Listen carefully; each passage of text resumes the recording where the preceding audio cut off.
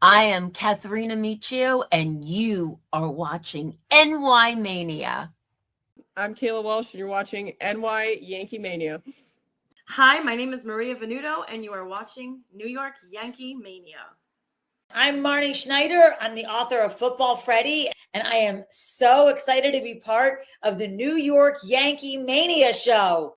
Hey, everybody, it's Ian Eagle. You are watching NY Yankee Mania, the best. Yeah. Well. Good evening, everyone. Welcome to NY Yankee Mania, the Sunday night recap show. We are back with the full studded panel, and it is really a special night because yesterday we got to witness a 53-year drought finally ended from the New York Knicks. The New York Knicks have won the NBA champion, and they are the 2026 NBA championship champions.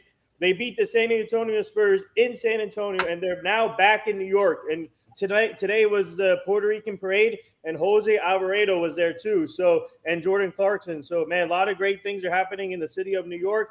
But on tonight's panel, before I get introduced to the panel, tonight we're going to talk about the New York Knicks, obviously winning the championship, the New York Yankees winning a big game today, winning the series, and continuing their strong season, and other things we're going to get to. But I want to introduce the star-studded panel. First, I want to welcome Johnny Salami. He is back. Yes, he is back. Welcome back, Johnny Salami. What's up, everybody? Excited to be back. Yeah. Missed everybody. Great times. Great times for New York. Let's go. Yep. He has his Patrick Ewing jersey on, so he's ready to go. There you go. And we got the twin brothers, Evan and Jason. Welcome to the stream. Well, two of the best twin brothers out there, two star-studded twin brothers, and they just finished their coverage of the Trent Thunder this weekend, and they're doing a great job for them. I'm glad that we can help them out with the Trent Thunder. So welcome to the stream. And also I want to welcome the one and only chef. Yes, the one and only chef in New York, New Jersey area, tri-state area. The one and only Chef Nick is in the building. Welcome, Chef Nick, to the stream. And man, like I said, star-studded panel. And let's get this going. How is everyone tonight? And New York, I'm so hyped up right now. This is a lot of big things are happening. But welcome to the stream. How is everyone doing tonight, guys? I guess I'll chime in real quick. I'm super tired. I'm not much of a drinker, but I did have some celebration drinks last night. Yeah. So I'm definitely a little feeling that too still. But listen, it was well worth it. This is a feeling I haven't felt ever in my life with this team. I started watching the Knicks in about 99. And little did I know that making that decision was going to be a long and painful one up until now. Because I was growing up a Yankee fan. We had success early on, had some success with the Giants, and I figured, it's going to be the same thing with the Knicks. But wasn't the case. There was a lot of heartbreak, a lot of pain, but it's well worth it now. Once they win, let me tell you. And anybody here who is, say a Nets fan, Mets or Jets fan, or any other fan who hasn't won in a long time or ever, listen, just give it time. It will happen. And when it does, it's going to be one of the best feelings ever. I shed a tear last night. I had so much fun. This has been a great couple of months of them in the finals and the playoffs. It's been amazing. So I've been loving it. Well said. Chef Nick. Oh, me. Let me do this right. Welcome back, Johnny. This one is for you. Ladies and gentlemen, allow me to introduce myself. My name is Chef Nick. I am the culinary beast of the East, your commander and captain of your hunger and motion to satisfy your devotion. I am the boss to your sauce. I am the gravy to your crazy. I am the grill father, the saute master to your beautiful disaster, the roast machine to your royal queen. I am absolutely the one, the only that will fulfill your needs and satisfy everything, your hearts, your desires, your minds, whatever you want to say, whatever you want to do. So, of course, your opinions always matter in my recipe. And I just want to welcome Evan, Jason, Nathan, and Johnny Salami back. This is an all-star studded cast. Let's rock and roll. Let's get this right. Let's get this tight. And, of course, let's do this absolutely 100% with our minds, our souls, our bodies, whatever you want to call it, because our passion is stronger than anyone's passion on any other channel. So let's go, baby.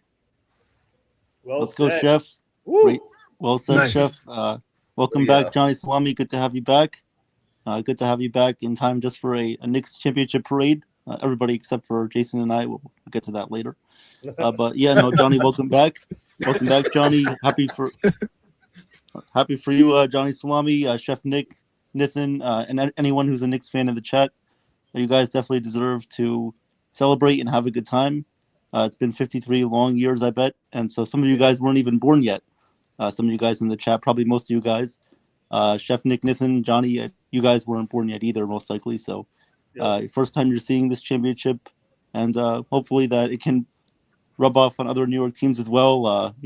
Maybe the Nets, if they decide to move back to Jersey, hopefully, hopefully the Yankees as well, the Mets, Giants, Jets, all the other teams too. And, hopefully we can all see a New York Yankees championship this season as well. So let's get it going. Happy to be here with you guys tonight. Welcome to the show. And we're happy to give you guys our live analysis tonight. Yeah. Evan, I don't think I was planned yet. So yeah, you're right. Yeah. Same You weren't here. fertilized. Yeah, that's how I like my eggs in the morning, fertilized. Yeah. Anywho, that's a little graphic. Okay, guys, sorry. Back to Knicks. Let's go.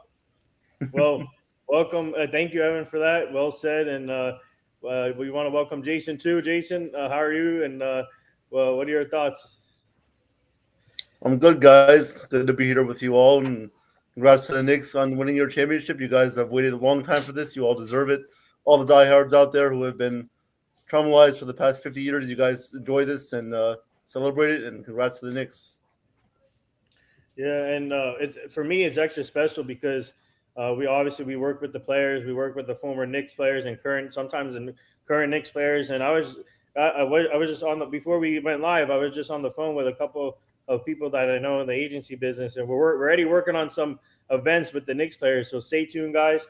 A lot of things are happening fresh off the championship, so they're going to be a hot commodity. So a lot of people would love to have them in different venues. So that's what we're working on. But man, yesterday was just, everybody said, let's end this in game 6.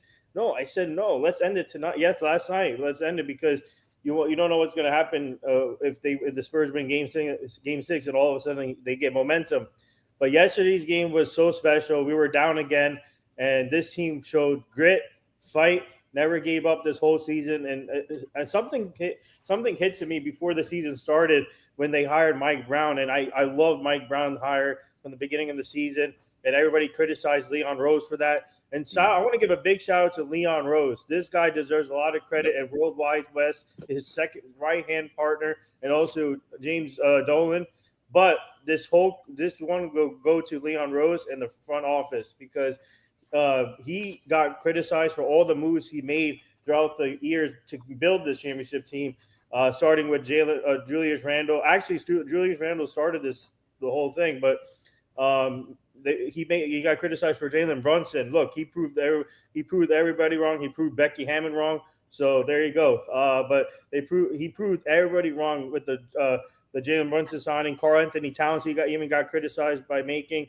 So is this the way he made smart moves? He didn't go after the star players, the superstar players like Giannis or LeBron or KD. He didn't go after that. He said, okay, let me build my own team. And that's what he did with Karl Anthony Towns, Mikal Bridges. He got criticized for Bridges too. Look at Bridges now. Come on. This whole team was this team had special chemistry from the beginning of the season. I knew when they hired Mike Brown. And no disrespect to Tibbs. And yesterday I was listening to a few people saying they should extend the invite to Tom Thibodeau for the parade, and they should do that. I think he deserves to go there, be there with the team. He's the one who started this the turnaround for the Knicks. But he didn't really get the chance for the Knicks to get over the hump. But once Mike Brown came in, he changed the whole team, and kudos and another extra special thing is Rick Brunson, his Jalen Brunson's father. He played for the Knicks, and then now full calm circle, Jalen Brunson wins the ring with the Knicks. And Rick Brunson, so it's special, guys. And yesterday, when the buzzer hit, oh my God, it was amazing, special moment. And man, this team, like I said, this team is amazing. It was amazing to watch, and I'm glad that they got it done. And now Thursday is the parade, guys. I mean, whoever is going, stay safe. And it's still crazy out there. People are still celebrating, and well deserved after 53 years, man. And it's special. It's really special. Yeah, I'll be at that parade. My plan is to get some footage and some pictures I can share on here for our next show. I want to go live on there, but I want to keep it PG. I don't know what people are going to do, so I figure it's better just to record it, and then I can post it later. But yeah, I'm very excited. That's going to be insane. They're saying there'll probably be like 3 million people attending the parade. So it's going to be a lot of fun. I want to just chime in too in regards to it's been a long time coming with the Knicks. Obviously I'm not a bandwagon Knicks fan where I just pretty much show up to the chaos and beat people up and firebomb buses. But like I've been a Knicks fan since the early '90s. Of course, I was a Bulls fan first because of Michael Jordan, and then in the '90s I fell in love with the Knicks, and ever since then I was a Knicks fan. Of course, true heartbreak was when Patrick Ewing missed that layup. And then the other lasting memory was, of course, the finals where you saw O.J. Simpson's Bronco chase, baby, live when the Knicks were playing. What a great memory that was. Of course, you got your the Latrell Sprewells, and you got your Larry Johnsons, and of course everyone there. That was a sort of Glenn Rice too. I know, obviously we traded Ewing for Glenn Rice, but we got these people a little past their prime, but we still made it. They still made it happen. And then just along the lines, they just dismantled the team and they just lost. They just lost their way. And I was patient with them. I was stuck by them, even though it was really tough. They were a running joke for about 26 years since the 2000s. But look, it's just even with that too, you just saw the way like management was just trading the draft picks away, trading for people that were just injury prone, expiring contracts, but not being smart about it. So look, you can pretty much like make a whole book about it. I'm not going to do that right now, but just along the way, once Leon Rose came, you saw the management, like you saw pretty much the way they went after players shift gears. Of course, you saw, I think, who was it? Side by side, they showed Kevin Knox and Mitchell Robinson together holding up their jerseys when they got drafted. Yeah. And it's like Mitchell Robinson's been there that long. That's crazy. But even so, it's just once Leon Rose came, you saw a shift in how they went after players, whether it's just rebuilding from like young guys, young draft picks, and of course, they were supposed to get the number 1 draft pick, but then ended up being third when they got R.J. Barrett. Just seemed like ever since then, it was like, okay, they're getting closer and closer. And every time they fell short, the next season, it's like they made it a point to get further and further ahead. This is sort of like, considering not short-term goals during the season, but long-term goals too for the following season.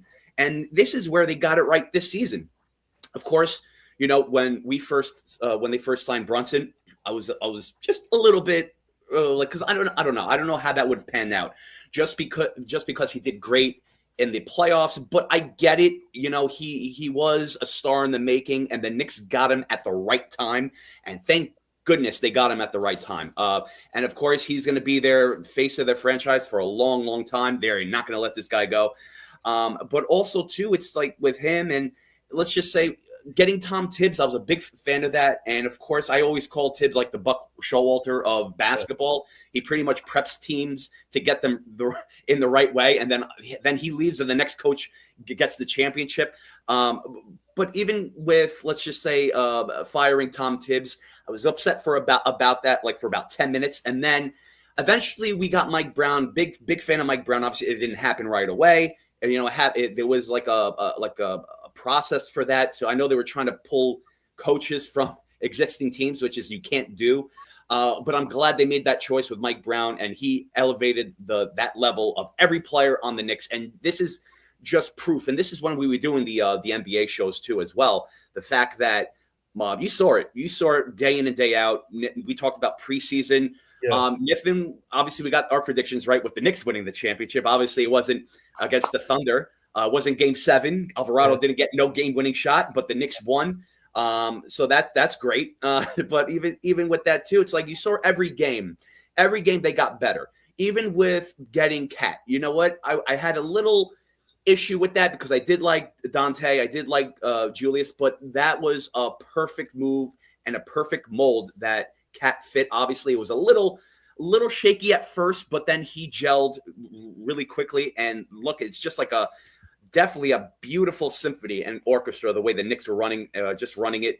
Of course, anytime the Knicks had a losing streak during the season, was not worried about it because the way they carried themselves, pretty much being resilient, that's what they did. I trusted them enough to do so, for them to get back into the swing of things and back into the groove, and they did. Of course, when they were down by 29 against the Spurs, I was not worried because they've done that before. They've done that. Obviously, it's you can't really just be like, clean your hands. It's like, it's over. I'm done. I'm not watching this. And then, just pretty much blame the refs. You gotta stick with your team here. If people who, pretty much stuck with the Knicks since whether it's the early 2000s or, from the 50s, I don't know. This is how you're a true fan. It's like you watch every single game, every single play. And little by little, they chipped away. This is what they did. They chipped away and they killed the beast. Like, they made Wemby look like a fool. Wemby was like, he tried to get his 5 minutes of fame or, try to be a meme, by saying, I'm getting it to your head. Well, obviously we got into his head. Yep. And this is what they did. Look how psychological, like just trauma, big trauma against the Spurs, especially like the whole team, where it's like you beat them from 29 points down, beat them. And they've been behind in many games with the Spurs and even like in the playoffs too. And they came back and they won. I just think even with that game, that crushed the Spurs. That crushed like their motivation, their confidence, and just their chemistry. And this is where it's like, wow, for them to like overcome something like that. And it's just, they made it look so easy. But it was all a team. Every player on this team has a role. There's not one player that just, that collects dust on the bench. Every person. I always bring up this example from Kolek during the season. Kolek was struggling, and Mike Brown, he pretty much, I'm paraphrasing, but he said this behind the scenes. Kolek was struggling a little bit, and then Mike Brown, he didn't, comb his hair. He didn't touch his head. It's like everything's going to be okay. He's like, look, this is your opportunity. If you drop the ball, it's on you. So you start, playing your game. He said it like a little aggressively with some curses. I'm obviously not going to repeat that. But even with that too, the next game you saw Kolek play great. He had one of his best career games because of that. So every player, their role, whether it's like, Cat wants to, power in down the paint or shoot his threes, they're going to utilize that. They're going to do that. And of course, with the bench, what a great bench. Like, it's just this nobody just gets left out. Who knew Landry Shamet would be like the difference maker too? Like, God bless Malcolm Brogdon. Brogdon, he retired, and that was like the roster spot for Shamet. Shamet. I like to call him by his French name. But even so, like Malcolm Brogdon retired, and there was an opening roster spot, and that was Shamet. Like Shamet's spot right there. And who knew that? Like, even with Miles McBride getting injured, they got Alvarado. They traded Yabusele to open up a cap space to get Alvarado. These are the smart decisions that the Knicks were making and have been making ever since Leon Rose came on the board. So a lot of things went right for the Knicks preseason, offseason, and also during the regular season too, that translated to the postseason. So they didn't only do well in the postseason. Everything, proof in the pudding from start to finish. What a great season the Knicks had, and it was 100%. Everyone was involved. Yeah. Everybody, not one person. So good job by the Knicks. Congratulations to the Knicks. Many more. And words of advice. Let's run it back next year. Let's run it back. Yes. Hey, I'm for it. Let's get another one next year. Yes. Yeah, but the next one will be less stressful. Yes, exactly. But please do not change up the team. Keep the chemistry. Keep the team. Yep. No, please do. Look, if you need to re-sign someone, re-sign them. Do not unload players for like Giannis or like Dikembe Mutombo. I don't care who it is. Do not unload these players. Keep them. You want to make a roster move? Well, put them in the G League. I don't know if you want to sign some rookie from Spain, Greece, Lithuania, Iceland, I don't care. Put them in the G League. Just make them an addition. Do not lose these players. Keep the chemistry for next year. Let's rock and roll, baby. Good to see everyone. We gotta re-sign Shamit. That's first. We gotta Yes. re-sign Shamit. We had to bring in, like you said, let's try and re-sign Jose Alvarado. Or I think I gotta check his thing. I think he's good for he's good. until the next following season, I believe. So pretty much your team is set, but we just have to keep, like Chef Nick, I agree with you 100%. They got to keep the same team because that chemistry was right from the start was amazing. Yeah. And once Jose fit perfectly because he's a Brooklyn native, he's from New York, he's Puerto Rican, and it's all the Latino flavor in New York too. So if he fit well with the system, but before we go any further, I just want to send our prayers and thoughts to Ken right now with his father. Big shout out to Ken from The Ugly Truth, and please, everyone send their prayers and thoughts to Ken. And he does a great job with play-by-plays. Yes. And I didn't see that. I'm sorry, Ken. Yeah. I'm sorry about that. Sorry, Ken. Yeah, I'm sorry, so Ken. We're here for you. All of our respect to you. Yep. Let me know if you need anything. I'm a drive away, so I can come visit you in Philly if you need anything. But please send the prayers and our prayers and thoughts are with his family. So I just want to put that out there. But he does a great job with all the play-by-plays and all. So shout out to him. So I want to, going back to the Knicks, and this is also special for the former Knicks players, obviously, and also Spike Lee. I want to give a big shout out to Spike Lee and all the celebrities that were there, but especially Spike Lee. He was there through thin and out with this team, and they were posting throwback pictures of him throughout the playoffs, and it's amazing how long he's been a Knicks fan, and he is, like I say, he goes to every home game, he travels with them, all these. But I'm happy for Spike Lee. He finally got he got to see another championship after 53 years. And I'm happy for all these people who got to see another championship in Knicks history. And I'll give you a quick story. Actually, our friend Ray Negron, who was on the show, who we brought on the show, he was at one of the Knicks playoff games in the finals, and he was with Spike Lee that time.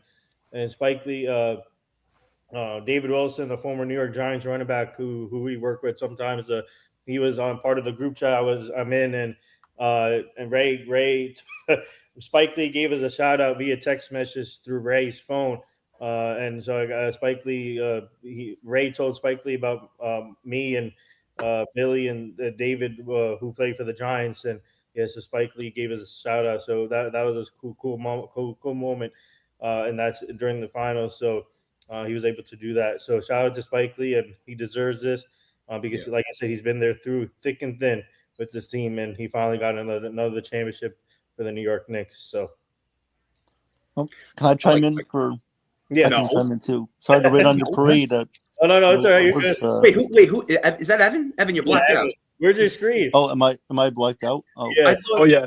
I thought you were gone. Yeah, I thought Jason was talking. I thought the same thing. Yeah, I know. I was saying no to Jason, but I know you talking. Sorry about that, guys. This is just a temporary issue, but as long as you guys can hear me, I guess I can go. Yeah, sure. All right. I just want to introduce myself. My name is Evan. Obviously graduated with an accounting degree. No, I'm just kidding. All right. Sorry to rain on your parade, but if I could just chime in about the Knicks really quickly before Jason goes. Go ahead. Tom Thibodeau. Obviously, the hiring of Tom Thibodeau was basically the starting point to the championship team that the Knicks pretty much built from the start to now. Obviously, 6 years ago when they hired him, Knicks fans were pretty excited because they knew that they could rely on Thibodeau to bring them to hopefully a couple of playoff appearances, but it ended up being, pretty much 4 playoff appearances. And then obviously the last 3 years with Jalen Brunson, those last 3 years were very pivotal to the point that they're at now. Going from Thibodeau, of course, to Mike Brown is like, going from wall ball to dodgeball. It's like, taking that huge step forward, one step to the next. And it's like going from stickball to baseball. It's the next evolution of teams. And pretty much they were at that point where they needed a new coach, a coach that could come in, use the bench, and pretty much elevate the players that they had around Brunson, OG, Towns as well. And, they did a great job. Leon Rose, as he said last night, when he was speaking, he built a great culture.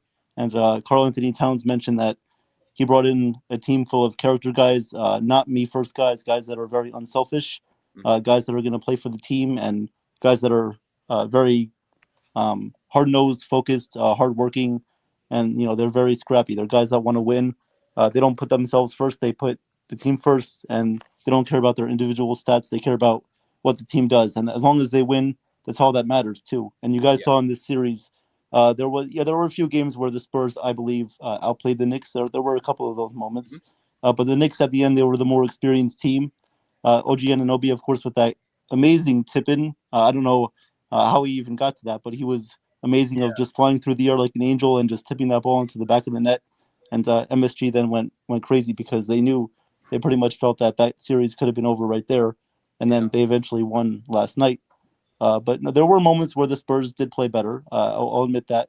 But the Knicks eventually came through. They had the more experienced team. And eventually they were the team that outlasted Wembanyama, who did play very dirty in that series. Wembanyama should have been called for more flagrant fouls, but the NBA didn't do it because one more foul, he could have been suspended for the rest of the finals, and the NBA didn't want that. That's the hard truth. That's from the ugly truth right there, Ken. That's for you.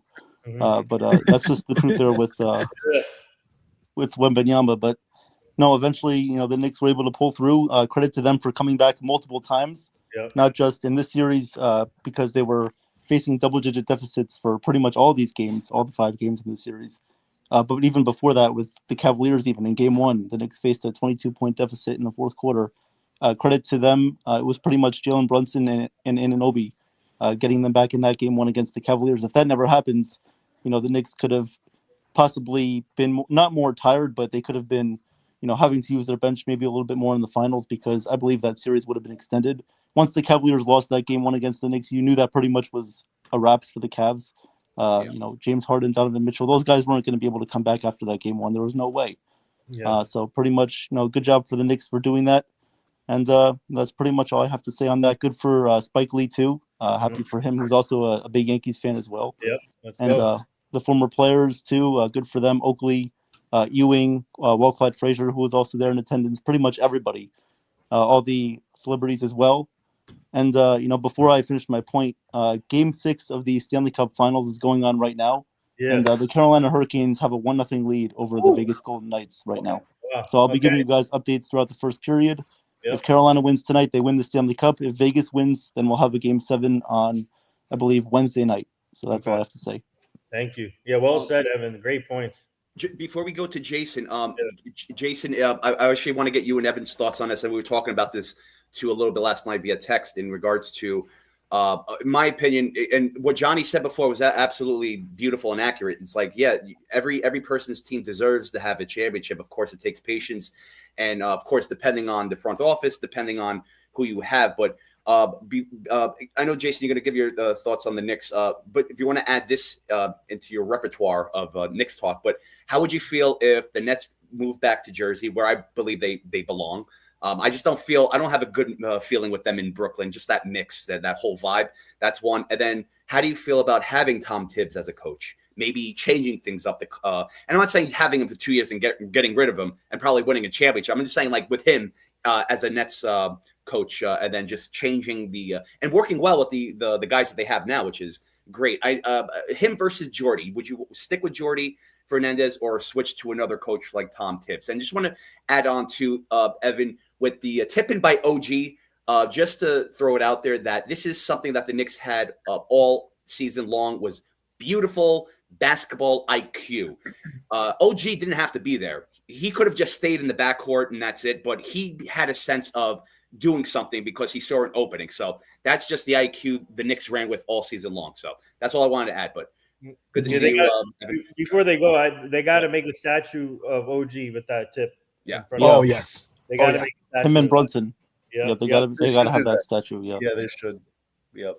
Yep. But no, Chef, thank you for the question. Appreciate that. Two-part question there. Also, I do remember one thing that I was going to say earlier. Remember, guys, during the NBA show, we went through all the Knicks' worst draft picks. Remember that? Yes. Yeah, man. I just want to point that out because I think it's important for all of the especially younger Knicks fans to go back, research that, and pretty much look through the timeline of what they had to go through those about 20-year history of bad draft picks. and see where they came from in terms of how they evolved the team to where they are now. So we did go back and we analyzed those draft picks during the NBA show, which we're obviously very happy of doing. And obviously the first season of that, the Knicks won, so obviously it was a success. Let's go. And so just wanted to point that out. But Chef, yes, I think the Nets should definitely move back to Jersey. But the problem is their owner right now, Joe Tsai, is not going to be too reluctant of doing that.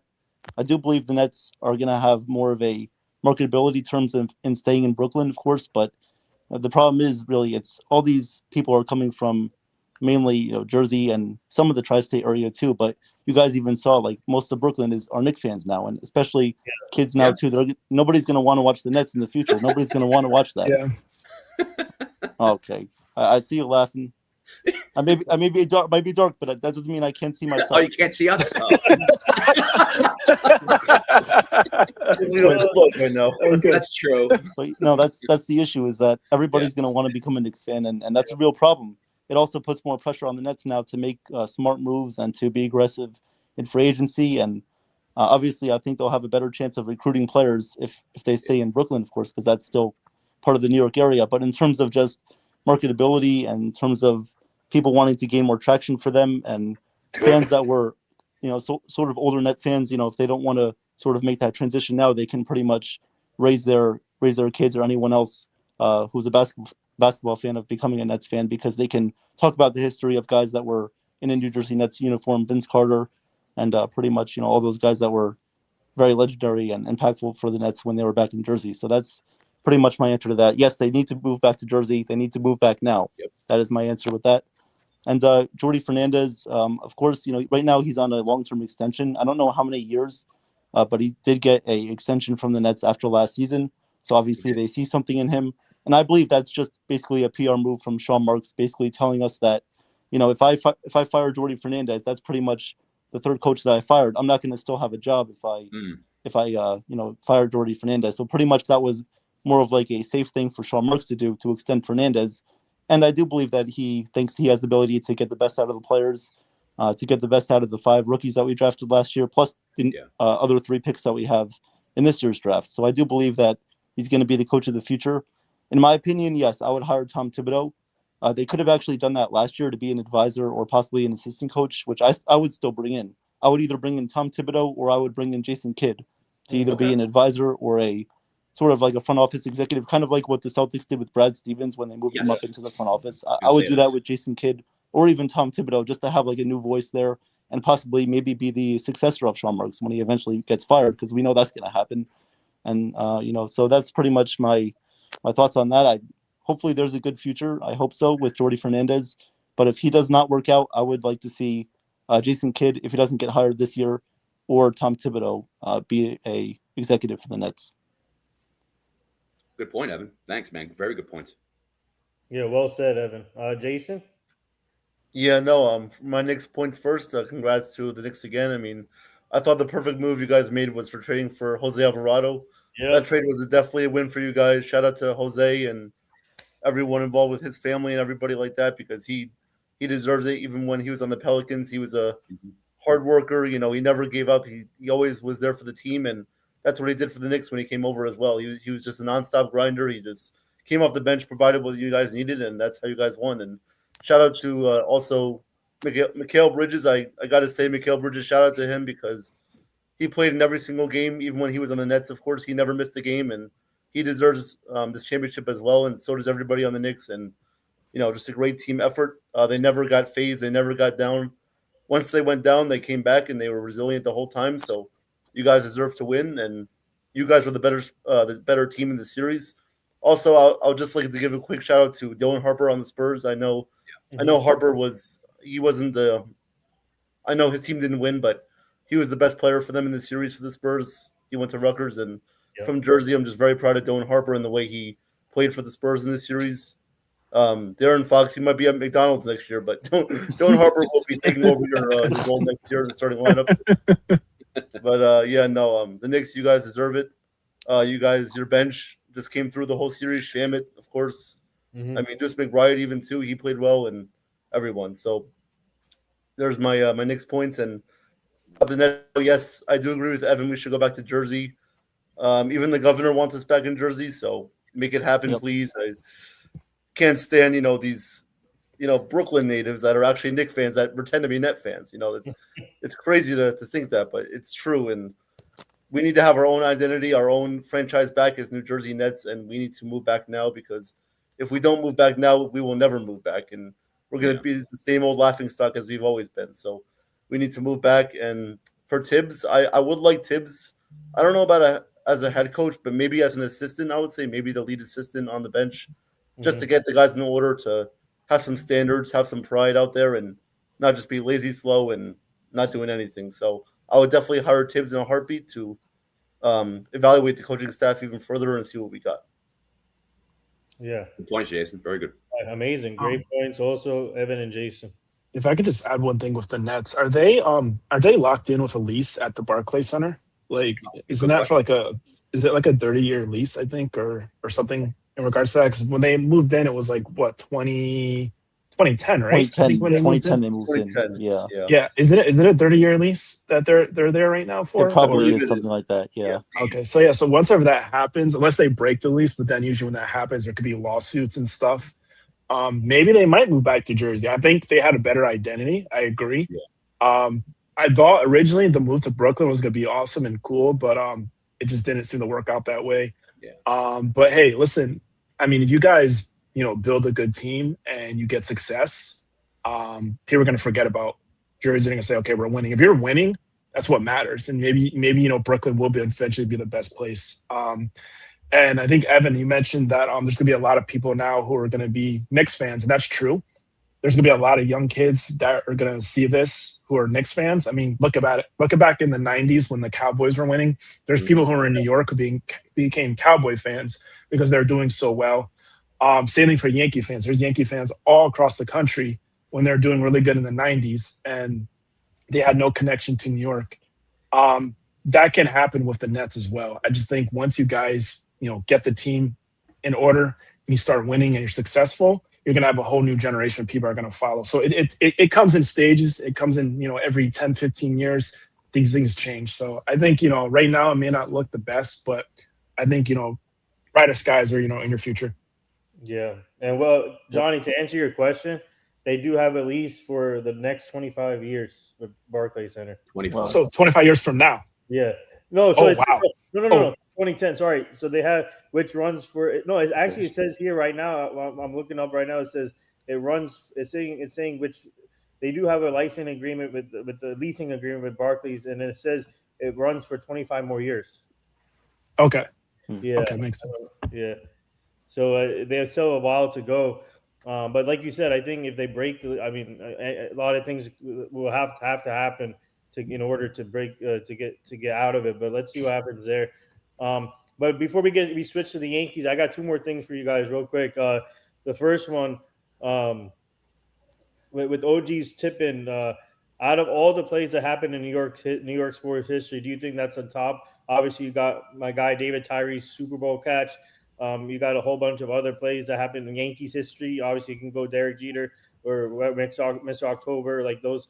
So I'm going to ask you guys, where does OG's tipping rank in all of New York sports highlights? And also, do you think the Knicks can start a dynasty? This reminds me of the Warriors when Mark Jackson built the Warriors and then Steve Kerr took over and they did a dynasty. This is similar where Tibbs built the Knicks, but when Mike Brown took over, that's when they won the championship. Do you think the Knicks could be like a dynasty maybe for like 3-4 years here? And those are my 2 points before we get to the Yankees.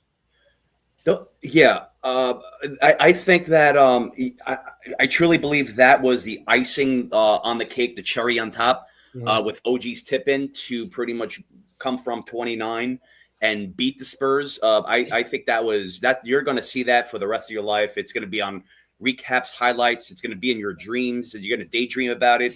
You're going to see this in video. You're going to see this everywhere. So yeah, and this is pretty much the highlight of the next century, pretty much. So, and I believe that the Knicks are capable of being a dynasty if they keep everyone together. And of course, you know how deep the roster is, and even deep the G League is. They have so much talented players in the G League. It's stacked. They are stacked, and this is not defensive first. Just making a Yankees reference here. No, they're all like they're 3-point snipers. They're pretty much playmakers. They're assist machines, rebound machines. So wherever you have, it's like they can come up in a heartbeat and replace anyone that's injured. And frankly enough, it's like we're not even. People always talk about, oh, I can't wait, like who our draft picks are going to be. I lost count. I don't know if we do have any first round draft picks. I think we gave it away. I forgot. You guys have one first round pick. We do have. Did we give it away to the Twins? Did we give it away to the Timberwolves or the Nets? Next year we have your first round pick. Next year the Nets have your first round pick. And in 2029. Because the Bridges trade? Yeah. Okay. All right. Perfect. And see, even too, like, all right, fine. But it doesn't matter like who we get in the first round. It's like the Knicks will grab someone from like an undrafted free agent. They'll get their pick of the litter from people overseas, like I mentioned before. So it doesn't matter as long as we keep everyone together. And that's my only thing too. There's no reason to blow up the team. There's no reason to upgrade the team. We're there. We're in the top tier. You can't upgrade a top tier team. So it's like I think it's just everyone respects each other. They respect Mike Brown. They respect the assistant coaches. It does not matter if Rick Brunson and Jalen Brunson. Does not matter. Business is business, but whatever happens behind closed doors, that's their personal lives. But even so, it's like everyone respects each other. Everyone works well with each other. The chemistry. We're talking. All season long, we're talking about like chemistry. It's like, but it's very true. It's like everyone gels together. It's so fluid. It's so natural. It's so beautiful. Just the fact that there were, again, whatever happens behind closed doors, if people were arguing, there was fights, disagreements. Anything on the court, it was absolutely dominant. And this is what the Knicks did all season long. So can we be a dynasty? Yes. Keep everyone. Yeah. If you need to overpay for Chamay. I didn't mean for that to rhyme, but do it. Whether someone's I don't know, like Hakaporti, sign him.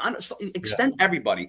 Everyone is a major important piece on this team. There's no reason to pretty much unload or get rid of anyone. It does not matter. It's like you don't need additional players. If you want more depth, that's fine. I get it. But put them in the G League to marinate or ferment and turn them into wine. I don't care. But what's most important is we keep everyone the same. Of course, if there's injuries, I know that's another story. Look, and if someone doesn't work out, like we did to Yabusele, we got rid of him. He didn't work out. Too bad. Nothing personal, just business. We got rid of him, and we got Alvarado with that cap space that we pretty much got out of that. So the smart move by the Knicks, of course. But this is something that additions. I think are really only meant for injuries right now, not to get rid of someone to upgrade them. You don't need to upgrade McBride. He's great. You don't need to upgrade Kolek. These rookies that they've played all season long, Dadier, Hakaporti, Diarra, all these guys, keep them. They're going to do better next season. They have this championship experience underneath their a notch underneath their belts where they can learn from, even though they were Hakaporti played, but even Dadier didn't play, but they've seen it. This experience is going to better them next season, and I guarantee you for next season, Kolek, if they keep him, he's going to be a superstar. He is going to be a superstar. So watch out for that. So that's the main ingredient, the main recipe to have a dynasty team is keep everyone. If it works, do not fix anything. Just let it roll. Let it roll, baby. That's it. Well said. I agree with you guys. I agree with you guys. You guys got to keep the team together. I do have a question though. Do you guys think there could be a back end of the roster trade to reacquire some of your own draft picks for future years? I mean, I can see that happening. I can definitely see that happening. That's a good question. Okay. Yeah, I can definitely see the Knicks restocking for draft picks, and also I wouldn't be surprised if they bring back DiVincenzo as a possible bench guy. I think I can see that. But getting draft picks, I can see that happening for sure. Okay. You guys don't want Giannis? Oh no. We're good with the. I think we're okay. Yeah, we don't. No way. I think we don't need him. Yeah, and no disrespect to Giannis. Yeah, no Greeks allowed. I don't want any Greeks. Yeah, I heard you don't like Greeks. So I want to get real quick. I want to get everyone's thoughts though on the OG play because I think where do you guys think it ranks? Because out of all like the David Tyree Super Bowl catch, but just talk about like the where do you think OG ranks the Tippin? If it's okay, I'm gonna go first. Right now it's fresh, so I think everybody's gonna say it's number one. Right now, I would say it's number one. I do put the David Tyree catch up there as well, because they went a few years without winning. That was against the undefeated Patriots. That was huge. That was a big upset. If it wasn't for that, the Patriots probably wouldn't have that season undefeated. So that was another big play. I also put another play up there too. I'd say the flip play from Jeter, but that was amazing. But they didn't end up winning the World Series that year. So as important as it is, it didn't lead to them winning the World Series. I know that was against the Athletics in the was it the ALDS? I think it was when they were playing them. Yeah. So it didn't lead to a championship. So I would add in the Jim Leyrit's 3-run home run in '96. I'll put that up there because that was a rough one where we were down in Atlanta. The Braves were ahead, and that kind of was the turning point in the series. That's where we came back and we won. But as of right now, I will say that tip play is number one, just because of how long the drought's been. It was 53 years.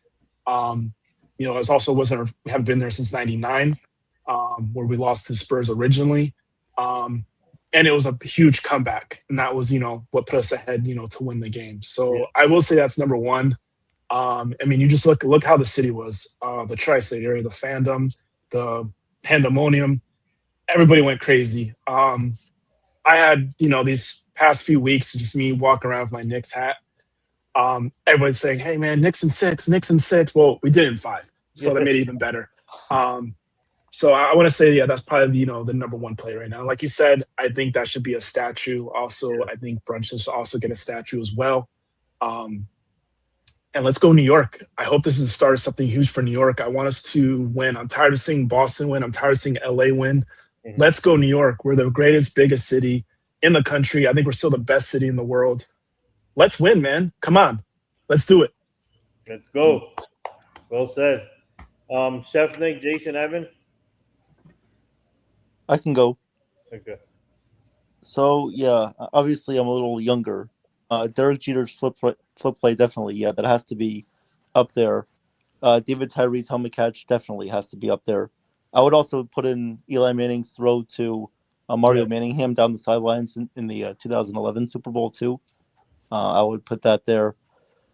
But Anunoby, it has to be top 5, maybe even top 3 in my opinion. It has to be top 3 in all of New York sports. Yeah.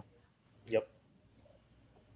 Yeah, definitely top 3. I would say maybe even number 1 just because of the drought. Like Johnny said, the drought of 53 years. I would probably put that maybe 2 or 1. I would say probably just 1, just because you guys have been waiting for it for a long time, and you guys it was an iconic moment that happened. So definitely worthy of being number 1. Just to throw in a Jets thing. I mean, I guess the Monday Night Miracle. I don't know if that really counts, but I don't know. Of course. I don't know. The Jets haven't had anything else good happen to them besides that, so I just thought I'd throw it in there. Okay. Definitely not the Aaron Rodgers Achilles tear. That's not going to be on the list. Oh, no. I'm sorry, bro. Oh god. The Katie foot on the line. No. Or maybe the I don't know. Maybe the Claxton missed free throws against the Bucks. No. But no, Anunoby is definitely up there. Definitely top 5, top 3 for sure, and definitely the David Tyree helmet catch, definitely, and yeah. Well said. Chef Nick? Well, I already went, so I'm not going to repeat. I'll repeat everything. No, just there's so many memories. Even with I mean, for me, watching the Yankees. Let's just say when I first started watching the Yankees, early '90s and stuff like that. You could throw Jim Abbott's no hitter. You could pretty much throw the Yankees 1996 their World Series run with Paul O'Neill's great catch at the end of the game. Or even Girardi's triple in the first inning off was it Maddox? Yeah, Greg Maddox. Right. There's a lot. Jim Leyritz's home run, off Mark Waller. So there's so many. Tino Martinez's grand slam in 1998. Aaron Boone's home run in 2003. I had to say Aaron Boone. I had to say Aaron Boone. But even so, like it's like there's so many great memories. It's like you can't really say this one's the best, this one's the best, but you can say this one's classic, this one's up to date. This is the new classic one. You're not going to forget OG's tipping. You're not going to forget. You're not going to forget whatever happens. Like even with the Yankees this season too. Anything can be iconic. I don't know, but it's just you can't really discount that. But yeah, no, there's so many, and there's everything can be number one in your book. You know, it's just even the David Tyree catch, also too. That was absolutely amazing. I don't know. Like even I have some Houston Oiler memories too. You know, I mean, it's like there's so many. I have Seattle Supersonic memories too. I know it's not New York, but still, it's like it's just sports in general. You gotta anything that you think it's like great memories for your own vision in sports or what you follow is always important no matter what. But anything you say, it's always going to be a great memory no matter what. So, just keep them close. Never get rid of those memories, man. It just uplifts you and it does mean a lot. So in your life. So, well, speaking of the Yankees, this is a great segue now switching towards the Yankees. And Joe brought up a great point here. Reggie Jackson, 3 home runs and 77 on 3 pitchers. Sorry. So that's another memory that everybody has there in Mr. October. Reggie Jackson, obviously, with 3 home runs. So that was a big year for them. But speaking of the Yankees, guys, this year's Yankees, we're in first place right now. First place, guys. A lot of positive things are going on right now in New York. But the Yankees are first place. They're playing great baseball. I mean, this team is they're pretty much getting everyone back together. The health, obviously, we're still waiting for Santa to come back, Max Fried, and obviously we got Garrett Cole back. Cam is pitching well. But what are you guys' thoughts on the Yankees so far as we sit in first place at 42-26, I believe, or no, 42-27, I believe, and we got a big win today. But just talk about this team overall and the way they're playing. And I think at the trade deadline, they need to make moves. Obviously, right-handed catcher, that's what we need. We need maybe another bullpen guy. We need some moves here, but I mean, they're with all the injuries they have, we're still in first place, guys. It's like this team is playing is good. This team is a good team. If I can just add to that, I'm very happy where we are right now in first place. That's amazing. There's definitely some things that need to be addressed for us to make it. We're definitely going to get to the postseason. We're going to make it to the playoffs. I see that happening. No issues with that. But as the team is right now, I don't think we're strong enough to get far into the postseason unless we play, one of the weaker teams that made it in. Because right now the American League hasn't been that great. There's going to be some teams that are going to get in who are just going to get in by default, where we can beat up on. Maybe we can make it to the World Series if that happens. Maybe we can play, some bad teams and beat them up. But I think for us to have a shot to get to the World Series and actually, compete, let's just say it's the Dodgers right now. They could be upset, but right now they're a juggernaut. They're a powerhouse. They're going to make moves too at the deadline. One that scares me is if they get Tarek Skubal. If that's the case, they might be unstoppable. I hope that doesn't happen, but sometimes the rich get richer, and I feel like that's going to be the situation with the Dodgers. But as for the Yankees, we definitely need bullpen help. Our bullpen isn't very good. When Bird goes out and pitches, I'm concerned. When Duvall goes out and pitches, I get concerned. Bednar's been doing better, but he could be shaky at times. I would still keep Bednar. I think Duvall just needs some work. Maybe they brought him down to the minors for, like they did with Bird. Try to work some things out. I think it'll be good. Jake Bird, I'm not sure about him. Maybe he might be moved. I don't know. I thought he had it, but now he seems shaky. Looks like, Ryan Weathers might be pushed into the bullpen, which I think can help. I know he has been doing the best right now lately starting pitching, but I think that would help, with long relief in the bullpen. If we can make the right moves for bullpen and also, like you mentioned, Nathan, if we can get a right-handed catcher, one that's possibly a contact hitter, because right now our catcher row isn't the best. I think that will help a lot. If we can have somebody like I know it's impossible to get, but I mean, we just played the Blue Jays. Look at who just came back. Yep. Imagine we had like a Alejandro Kurt as our catcher, dude, this team would be on fire. It would be phenomenal. We need something like that. I don't know what's available right now. I haven't done much of research just recently, just because of how the Knicks been. I've been more watching the basketball games and stuff. Yankees kind of took a little bit of a back burner on it, but now the series is over. It's gonna be all Yankees going forward. Those are just my concerns. But for as everything is with all injury, with all the injuries, with Freed being out, Judge, Stanton, we had Rice out for a while. I know Cole and Rodon had late starts. They came in later. We're doing pretty darn good. That's pretty awesome. I just hope we can keep this going. I hope everyone who's injured could come back. And play before the season's over. My only concern is I don't know when Aaron Judge is going to come back. They said when they announced it, they said it'll be 4 to 6 weeks just to see where he's at. We don't know. It could be another 4 to 6 weeks after that. It could be 12 weeks. We may not even see Aaron Judge. That's one concern that I have. But let's see what happens. We need to really make some moves in the bullpen. We need a hitter or two. And no dumpster diving, Cashman, please. Like, if you really want to win this, you got to actually give up some people to win, to do this. Not, oh, this is a project piece. No, we got to win now. That's it. Well said. Anybody? Evan, Chef Nick, Jason. I guess I can go first. Oh. Yeah. Am I good? Yeah, you're good. Yeah. Go ahead. Yep. Can you guys still not see me? No, I see you. Okay. Now I can see you. I'm like, how? You guys can see, perfect. Awesome. Okay. Great. Yeah. Oh, yeah. Yep. But, the Yankees, I was pretty proud of them today. They got the win today. Great call by Joe, by the way. 8-3 Yankees win. A good series overall against Toronto. I know a lot of people were kind of pessimistic going into this Toronto series, like, oh, are we going to continue to, not beat Toronto, especially in Toronto, with their Canada air and all that stuff. It's just a lot of uncertainty going into Toronto. But I was happy that they won 2 out of 3, especially off of a good pitching staff with Toronto and improved pitching staff. Yeah. And the Yankees went there and they did a good job.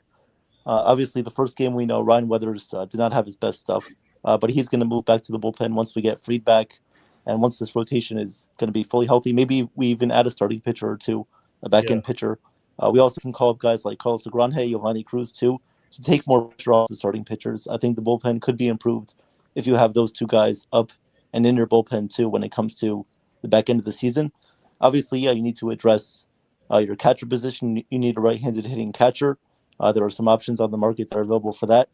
By the way, I think we could possibly trade maybe with the Baltimore Orioles for Adley Rutschman. I know the Orioles are in need of pitching too. So if they look at the Yankees and they see some of the prospects that they have in the minors pitching wise, then I think the Yankees could be willing to deal some of those guys to the Orioles. I think some of those guys will definitely be enticing to the Orioles front office because they want to build up their rotation via prospects in the future. So I think that could be an option. Obviously for Adley Rutschman. Hunter Goodman could be an option too from Colorado. Ryan Jeffers, obviously the one that everybody talks about, who's injured right now. He could be a guy that the Yankees look for, and we'll see what happens. But they need to address that. Their outfield right now, I like what they are doing right now with their outfield. Dominguez, glad that Dominguez is back and healthy. Not very happy that Grisham is hurt, but hopefully within the minimum 15-day window. For his hamstring injury. We have Spencer Jones as well. By the way, the Yankees need to start Spencer Jones against left-handed pitching. You have to get him more accustomed to that. I would like to see Spencer Jones more against left-handed pitching just to get him a little bit more comfortable with that. I mean, you're playing Dominguez against lefties, when he's hitting righties. So you should do the same thing with Spencer Jones, letting him face more lefties too. Let these guys improve on their weaknesses. Obviously, Aaron Judge will come back in August. So we do have some automatic additions that will be coming back a little bit later on, but they still need to upgrade. This can't really be an excuse not to upgrade. They still need to look for the right options, third base, get more depth there, catcher, and pitching staff as well. Whether they call up guys, George Lombard could be an option, but there have been reports that he's still struggling offensively, and I don't think he's officially ready yet. This year he could be a piece for next year, but like Johnny said, you have to win right now. So he's not really a realistic option for that unless you really believe in him. I still think the Yankees are going to ride with Anthony Volpe the whole way through. I think they're just going to keep doing what they've been doing, starting Cabby at shortstop some games, starting Volpe too. It sort of gives Volpe a nice mental reset too when he's not starting every game, because I felt like when he was starting every game, there was a lot of pressure on him to perform right away. So I'm happy that they're sort of giving him a little bit of a bag like Caballero sometimes, and then starting Volpe. Credit to Volpe too. He had a great game today defensively, got a couple of hits. Shout out as well to Ali Sanchez, getting a couple hits today as well. And, the lineup is performing right now. We're in first place. We're a first place team. Obviously, there are concerns, but you have to look at it from an even standpoint. It's like a balance sheet. You look at the weaknesses and you have to look at the strengths too, and eventually they balance out. So those are my thoughts right there. And yeah, well said, Evan. Yep, great points. And Good points, Evan. Good points, guys. thank you. Chef Nick. Yeah, this is where I wanted to pretty much bring out, because when I was on YouTube Live Friday with Joe, I brought this out, and I wanted this to be clarified, because I was a lot of people in the community and myself too were very a little confused. But winning now. So when we say like waiting for people to come back, waiting for the trading deadline, waiting for people to turn the corner, like, is it waiting a month and a half, or is it waiting in a month? Like, why can't we just do this now? Like, win now, instead of waiting for people to come back. So I know Joe clarified that for me, and some people as well too. So that's something that maybe, for that being our quote unquote trade deadlines, people coming back, I'm not really concerned with that. That's great when they do, but I'm concerned. I just want the win now attitude, the win now motion that we did with the Blue Jays, and of course with the Blue Jays too. I'm glad that the Yankees proved me wrong. I thought Savage was going to have a great game. He did struggle, didn't have his best game. The reason why I went with Savage beating us is because of his last start about a month and a half ago, where we split the series 2-2. But look, Yankees, they won the series 2-1 against the Jays. They did great against the Jays. Obviously, they lost one. I do have my concerns too, and my one of the main concerns I have is pretty much overtaxing our starting rotation, overtaxing the bullpen, even overtaxing the offense too. It's very sporadic. It's very, you can't really rely on the same people over and over. Obviously, minus Judge, minus Big G, but now you have Paulie G from the Jersey Shore. You have him. But you also have, of course, Rice, Paulie G, Bellinger. You can't really rely on these people every day, day in and day out. Obviously, you have Volpe that did great today. That's awesome. I'm glad. I'm very happy to see everyone do well whenever they can. Jazz, of course, he does have his moments, and I'm happy for him. McMahon, look, I mean, whether it's the bottom of the lineup, mid lineup, it's again, the big thing is consistency too. When I said Friday, I'm okay towards good with the Yankees being in first place, tie for first. Now, obviously, we're first place, a game over. I am okay and good. The main thing is they should not get too comfortable. That's the thing. They should not be like, we're in first place. We should go in cruise control. That's something that they should get out of their minds, where it's like, okay, we're in first place. Does not matter what happens from here on. Then I'm just saying hypothetically. I'm not saying that they're just going to take their time with stuff too, but everyone that's in the American League, whether they're having their own struggles, that's great. We're not going to feel sorry for them. Don't care. Don't care for them. I only care about us. Look, they're still looking up, and they want that first place. They want to overcome. Like, the Rays are not going anywhere. They're always going to be here. So this is why Yankees should not even no one should catch us with our pants down, especially with the Yankees too, because this is something that they always look for that. Whether whether the Yankees keep going no matter what, it's just the other teams, they do their best to take advantage of our mistakes. And our weaknesses to our flaws. They expose that and they put it in our face. It's almost like taking our heart outside of our chest and showing us and still beating. It's pretty much, that's what they do. That's what they do. And Yankees drop the ball on that. They have to realize that they should take advantage of other teams' weaknesses and not wait until they do it to us. So I like the way the bullpen is slowly, pretty much making their way Look, yeah, absolutely, Johnny. Bednar is doing better. Of course, I always said the bridge to Bednar, slowly but surely, that bridge that has been collapsed is going to be rebuilt. Now it's like the bridge to win. So look, you can't really, have Hendrick as your main guy. I'm glad he's doing great. I'm glad he could be trusted.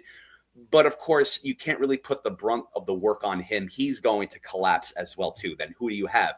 Duvall, I do like Duvall. I do like him, but he's very inconsistent and out of control. But when he does do good, that's great. I'm glad he does good when he does good, but there's nothing in the middle. Same thing with Cruz. Like, he's been doing good. I got that I actually Friday I corrected my own mistake too. He has been doing good. I put him in the same category as Duvall. But of course, he shows his signs of flaws. I'm not saying he's a terrible pitcher. He's a great pitcher, but he showed his signs of flaws, which is inconsistent. Of course, you have the starting rotation too. Warren, didn't look his best today. Weathers hasn't been looking his best. Like, we had our pitchers besides Rodon, who went 7 innings, but Cole and Cam didn't. Now, I'm not going to say anything in regards to Cam did great this series. I'm saying, like, just the last series too. It's like, you just got to be careful, because if one pitcher goes down in your starting rotation, it's sort of like, sure, you could have the next man up mentality, but it's like, can they have the same production as those pitchers? Yankees just need to be careful with that. Just keep staying the course. Whatever they're doing, just keep rocking it, keep rolling it, but also just be smart, man. Just the same thing. Like, you can't really translate basketball into baseball, but you can translate the logic and pretty much from basketball to baseball. I think maybe the Yankees should take the logic from the Knicks, and just have that IQ. Just have it with in the clubhouse. And of course, look, I'm not saying the clubhouse is toxic, but I'm just saying, from now, if the Yankees are going into playing the White Sox, right? The White Sox this upcoming series. Yeah. So look, and like I've been watching their track record too with their winning streaks. It's like, they go on a 4-game winning streak and then they lose 6. They go on a 3 or 5-game winning streak, they lose 7. Then they win 2. Then they lose 3. I'm not saying they're doing this on purpose, but it's sort of like, it's almost like whenever they, and I see this too, it's like whenever they feel like they're on a 7-game winning streak and like they're ish, like feel like their ish don't stink, it's like they drop the ball. It's like, and this is something that they have to be careful. This is where it's like people are waiting for us to make mistakes. So if the Yankees go on a 10-game winning streak, keep going. Do not just say in your minds that we're on the top, we're the best, nothing can go wrong, no one can beat us. No, it doesn't work like that. But the Yankees, I see slowly but surely, and I always call it departments. You have the bullpen, the starting rotation, the defense, and then obviously the offense too. Whenever they work well together, when all planets align, they do damage. They do great things. 2 out of the 4, 3 out of 4 is awesome. But if no one shows up, there's no starting rotation, no bullpen, no offense, obviously they collapse. They implode. So this is something that, and of course, I'm not talking trash about the Yankees. Let me just get that right. I'm just trying to put a little reality here, where it's like, just pretty much stretching it out. I just think the Yankees are okay to good right now. The reason being is because they can't just sleep on the Rays or sleep on or whatever, sleep with anyone. No, just sleep on any other team as well too, because they can just creep up and kill us. Look, we swept the Guardians, but the last series we didn't really do that well. So, and especially with I'm very happy the way the Yankees played against the Blue Jays. Yeah. It does not matter. Blue Jays are a bad team. They're losing this guy, that guy. I don't care what it is. It's just I was happy with that. Of course, there's certain things that are concerning, but still, we did pretty much take advantage of the Blue Jays' weaknesses, and we don't feel sorry for them. So that's all I have to say. Just want to do a little logic with that, but that's it. Oh. Thank you, guys. I agree with the great points, amazing points, Chef. And I definitely agree. I think obviously the Yankee, like I said earlier, 42-27, sitting in first place. You can't get better than that. Obviously they got to fix some issues. I've been saying this the whole time. They need a right-handed catcher. They're not listening. I'm hoping they get a right-handed catcher soon. And Evan, to your Adley Rutschman point, I think he would be a perfect fit. He's a switch hitter. He's a great catcher.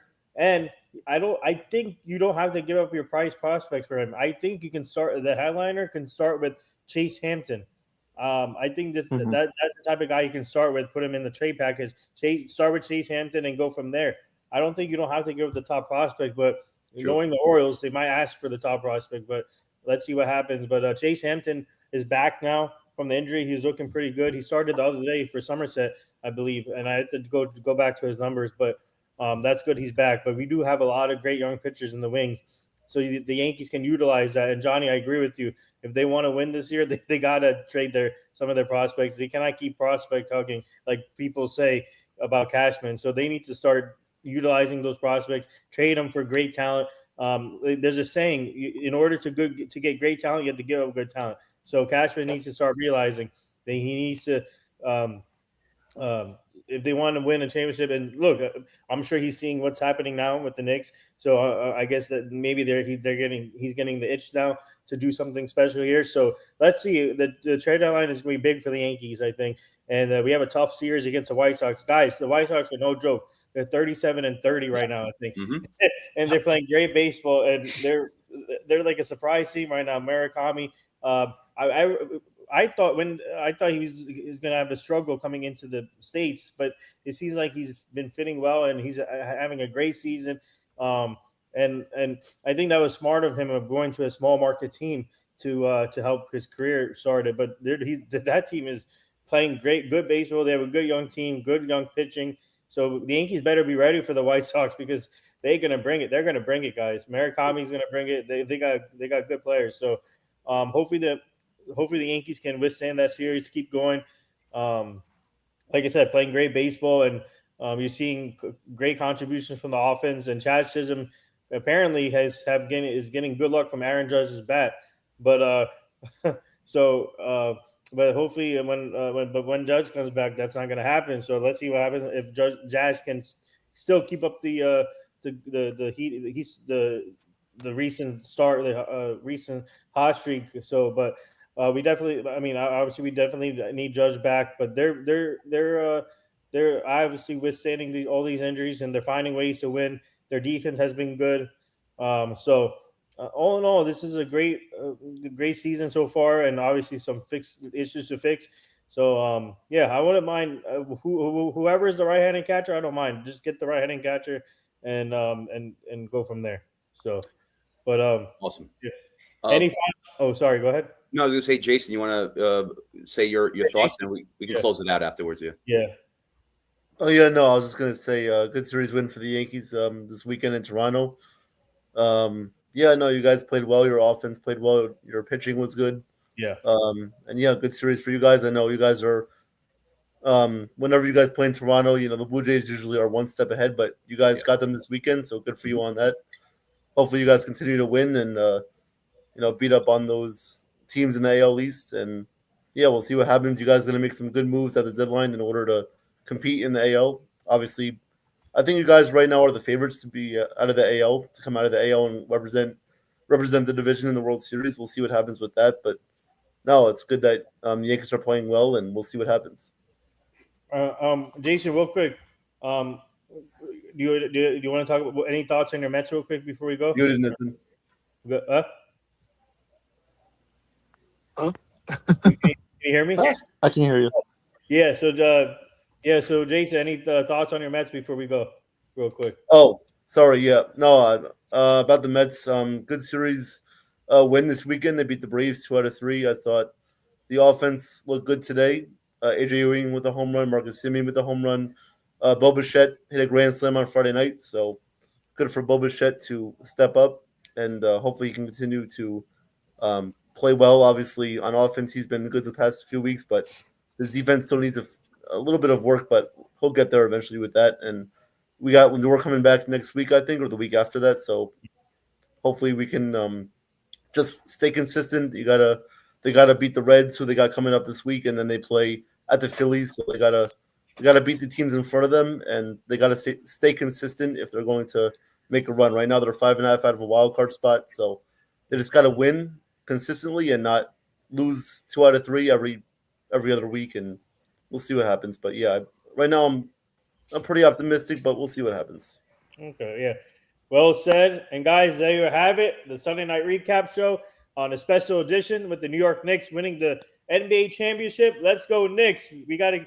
It's amazing to say that. It's definitely amazing to say that. I want to give a big shout out to everyone in the chat for contributing today. Katie, John, the People Dag, JJ, everybody in the chat. Ken, like I said, my prayers and thoughts are with Ken. Guys, show some thoughts to Ken. He's going through a lot right now.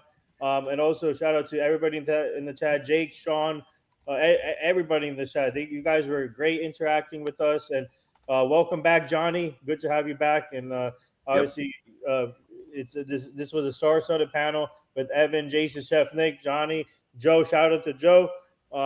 So guys, this is it. Stay tuned for updates. Continue liking and subscribing to both channels. Let's go Yankees. Let's go Knicks. And we'll catch you guys this week. See you guys. God bless you if you sneezed. Yep. I am Katharina Michio, and you are watching NY Mania. I'm Kayla Welsh, and you're watching NY Yankee Mania. Hi, my name is Maria Venuto, and you are watching New York Yankee Mania. I'm Marnie Schneider. I'm the author of Football Freddy, and I am so excited to be part of the New York Yankee Mania show. Hey, everybody, it's Ian Eagle. You are watching NY Yankee Mania, the best.